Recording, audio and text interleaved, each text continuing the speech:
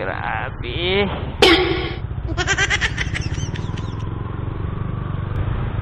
Kala mo, yun ang dahilan, no? Kung bakit traffic.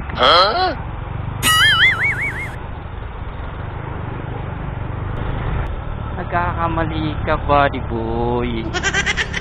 Matraffic talaga.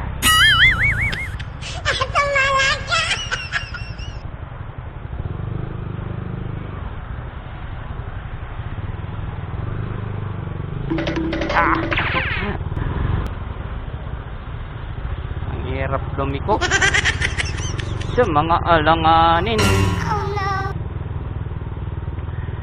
Thank you kuya, thank you.